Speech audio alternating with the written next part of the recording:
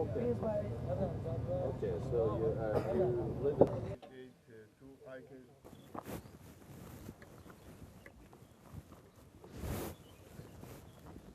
ولاية عرفة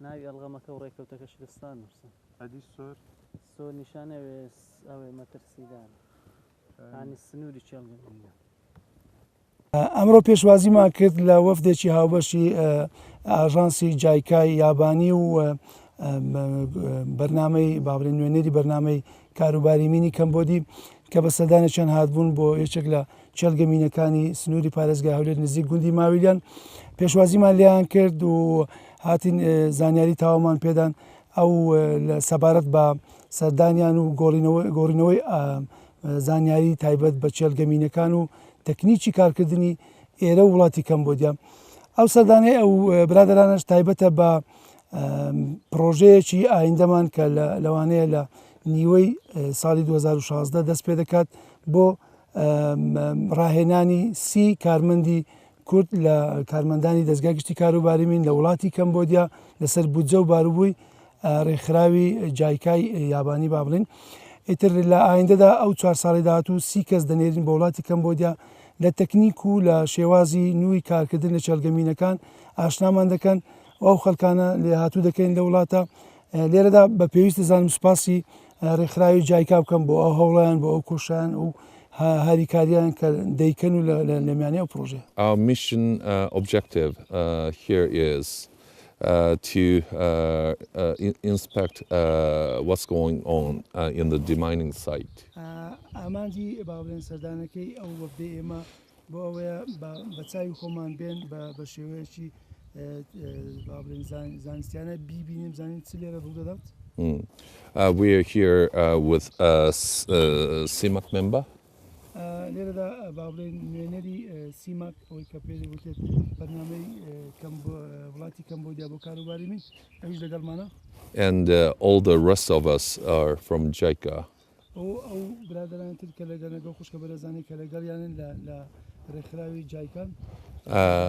JICA Iraq office, JICA Cambodia office, and JICA headquarters. رێکخراوی بابڵێن ئاژانسی جایکای ئەوەی کە لە نوێنەرایەتی کەمبۆدیا دەکات و هەروە نوێنەرایەتی بەغداد نوێنەرایەتی هەولێرشیان دەکەن. CIMAC has a very rich experience in demining and teaching how to demine. سەنتەری کەمبۆدیا بۆ کاروباری من زۆر دەوڵەمەندن لە راهێنان و چەندین وڵاتیان ڕاهێناوە لە جنوب شەرقی ئاسیا لە وڵاتیان. So JICA will work with CIMAC to conduct a third country training course for ICMA. رێکخراوی ئاژانسی جایکا لەگەڵ سیماک کە بابڵێن رێکخراوی سنتەری کەمبۆدیا بۆ کاروباری من هیچ دەکەن پێکەوە بۆ ڕاهێنانی سەنستافێک لێرە. I hope ICMA's efforts will be enhanced through learning from CIMAC in the future. هیوادارم ئەو هاریکاریانە و ئەو نیشانەیە کە ئێمە دەکەین سوودمەند بی لە بۆ ئیکما لە بۆ دەستگای گشتی کاروباری من.